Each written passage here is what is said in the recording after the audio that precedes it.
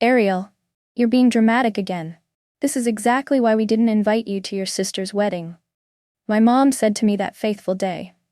Those words hit me like a slap through the phone at midnight.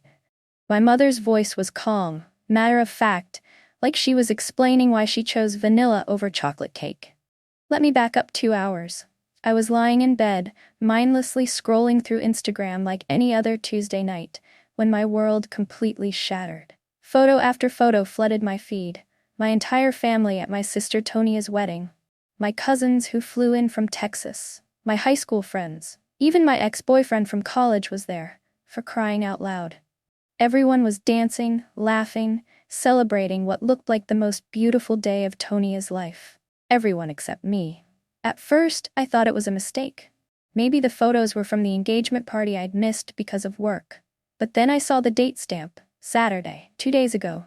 The white dress, the veil, the just married signs. My hands started shaking as I kept scrolling. There was Aunt Mary, the woman who used to braid my hair when I was little, raising a champagne glass. There was my cousin Sophia, who I'd helped move apartments just last month. There was my mom, beaming in her navy dress, the one we'd picked out together 3 months ago, when she said she was so excited for both my girls to find happiness. I called my sister first, straight to voicemail, then my cousin, no answer. Finally, my hands trembling, I dialed my mother. Mom, I'm looking at photos from Tonia's wedding. What happened? Why wasn't I there? The pause stretched so long I thought the call had dropped. Misha, we thought it was better this way. Better? Better for who? You know how you get at big events. Tonia just wanted her day to be perfect, and we didn't want any drama. If you think this story is just about a family feud, you're wrong. What I discovered next would change everything I thought I knew about the people I trusted most. But before I tell you what really happened, hit that subscribe button, because this gets so much deeper than just a missed wedding invitation. The thing is, I wasn't just forgotten. I was systematically erased. And the worst part? My own mother was the architect of it all. Here's what I need to know from you in the comments. Have you ever discovered that your family was living a completely different version of your story behind your back? Because what happened next showed me that this wasn't just about one day. This was about years of lies that were about to catch up with everyone involved. I need to tell you who I am, so you understand why this betrayal cut so deep. My name is Ariel, I'm 28, and I've spent my entire life being told I'm too much by the people who were supposed to love me unconditionally. I'm an interior designer.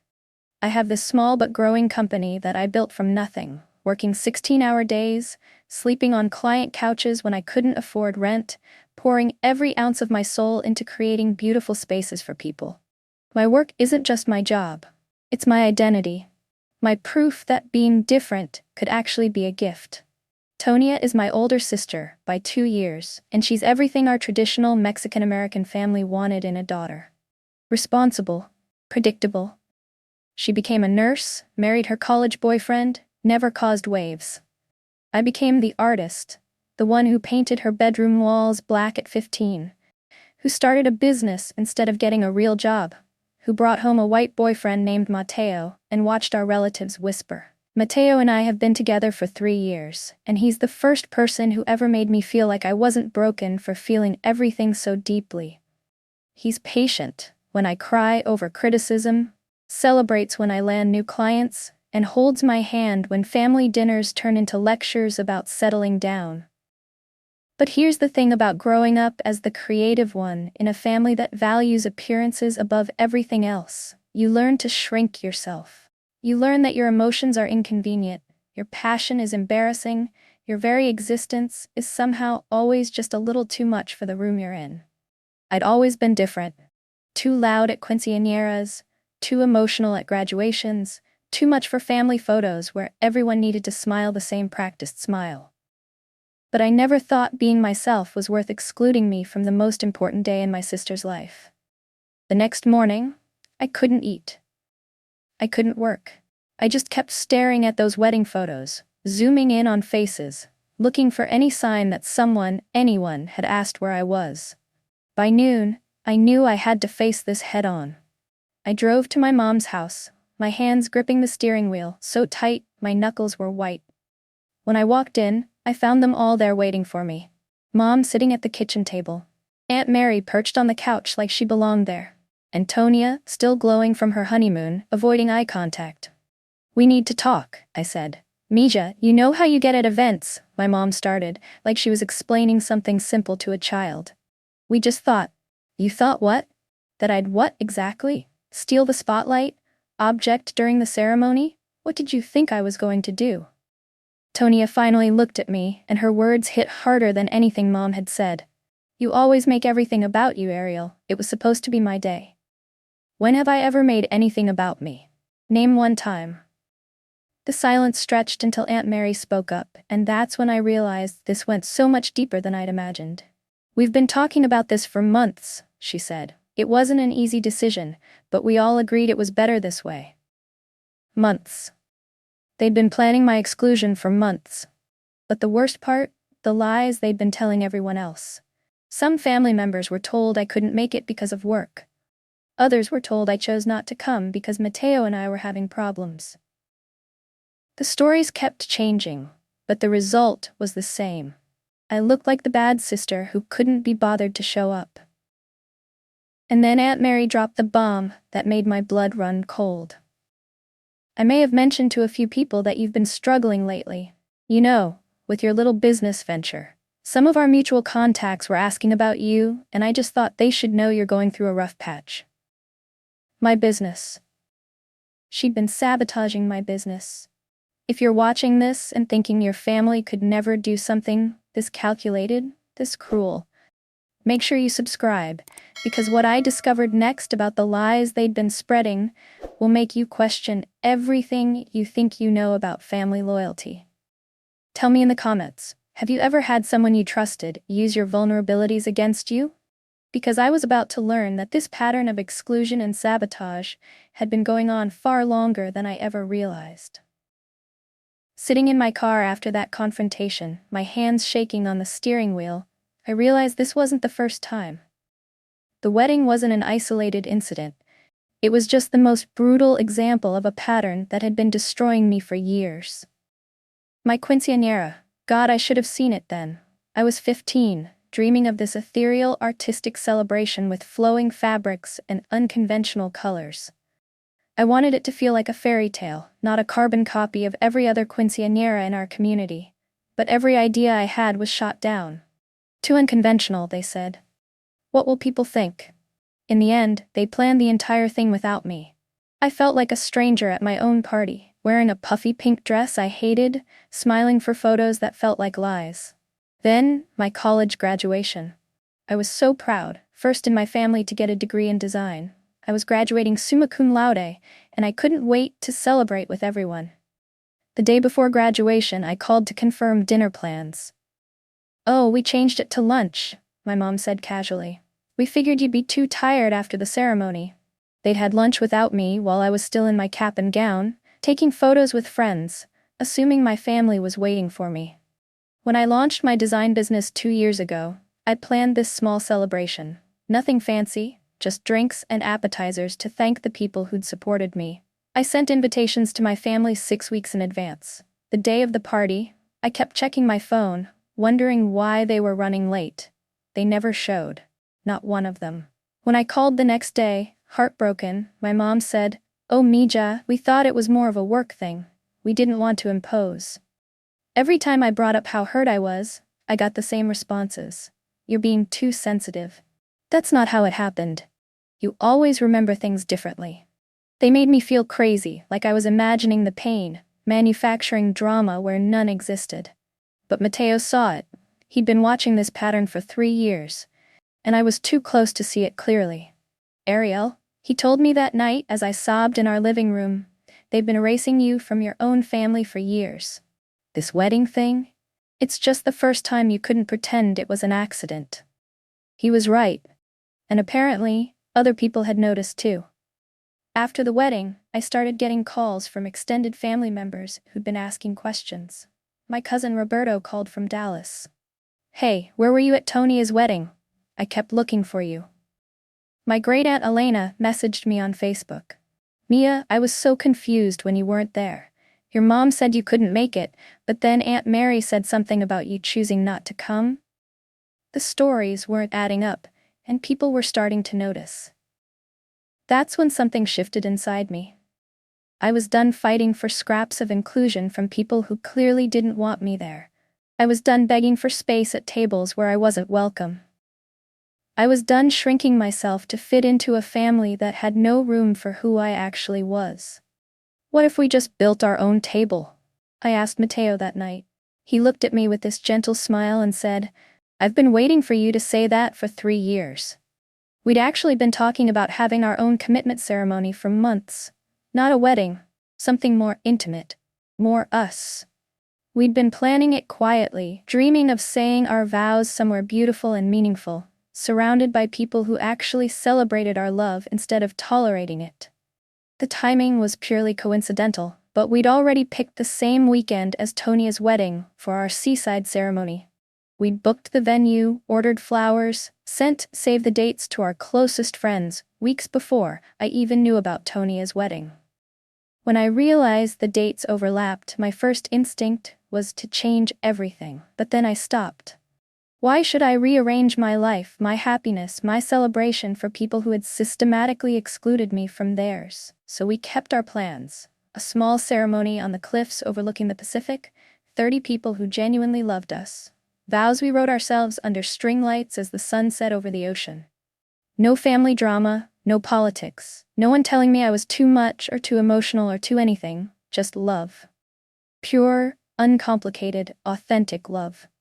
If this story resonates with you, if you've ever felt like you had to choose between being yourself and being accepted, hit that subscribe button, because the next part of this story will show you exactly what happens when you stop asking for permission to exist. I want to know, have you ever had to choose between fighting for inclusion in spaces that didn't want you, or creating your own path entirely? Because what happened next changed everything. Not just for me, but for my entire family's carefully constructed narrative. Word got back to my family about our ceremony plans faster than I expected. Apparently, one of my cousins had seen our save the date on social media and immediately called my mom. The phone started ringing within hours. Ariel, you cannot do this. My mother's voice was sharp, angrier than I'd heard it in years. You're trying to upstage Tonia. This is vindictive and cruel. Mom, we planned this months ago. We booked the venue before I even knew about Tonia's wedding. Change the date. No. That single word felt like the most powerful thing I'd ever said. Then Aunt Mary called, and her voice was ice cold. If you go through with this stunt, Ariel, I will make sure every person in our professional network knows exactly what kind of person you really are. Your little business will be finished. I hung up on her and immediately started documenting everything. Screenshots of her previous messages, recordings of her threats, a timeline of every lie she'd told about my business. If she wanted to play dirty, I'd be ready. But the calls kept coming. Cousins telling me I was being selfish. Family friends saying I should be the bigger person. Even Tonia called, crying, begging me to change the date because people were asking questions about why we were having competing events. I'm not canceling my life for people who canceled me, I told her. And hung up. Meanwhile, something interesting was happening. The extended family members who'd been getting different stories about my absence from the wedding started comparing notes. Cousin Roberto called Cousin Sophia. Great-aunt Elena talked to Uncle Miguel. The lies were unraveling faster than my family could keep track of them. The morning of our ceremony, I woke up with this profound sense of peace. While my family was probably getting ready for Tonia's elaborate church wedding across town, I was in a beach house with my closest friends, doing my own makeup, wearing a simple white dress that felt like me. 30 people gathered on those cliffs, my college roommate who'd flown in from New York, my mentor from design school, Mateo's family, who'd embraced me from day one, friends who'd supported my business, celebrated my wins, held me through my failures. People who loved me not despite my intensity, but because of it. As we exchanged vows we'd written ourselves, with the Pacific Ocean stretching endlessly behind us, I felt more loved, more seen, more celebrated than I ever had at any family event. The photos our friend took captured something real, pure joy. authentic emotion. Love that didn't need to be performed or filtered. I posted a few pictures that evening, not to spite anyone, but because I was genuinely happy. The response was immediate and overwhelming. Comments flooded in from people I'd never met, sharing their own stories of family rejection and chosen family love. The photos started getting shared, then reshared, then picked up by wedding blogs and lifestyle magazines. Within 48 hours, those pictures had 80,000 likes and were trending on multiple platforms. But more importantly, my business phone started ringing non-stop. Brides who wanted that authentic, emotional design aesthetic. Brands wanting to collaborate with someone who represented genuine, unfiltered celebration. Magazine editors asking me to write about creating authentic spaces and events. 3 months later, I was featured in Architectural Digest. 6 months later, I was speaking at design conferences about authenticity in a curated world. A year later, my small business had grown into something I'd never dreamed possible. All because I stopped trying to fit into spaces that were never meant for me and started creating my own. Meanwhile, my family's carefully constructed narrative was falling apart.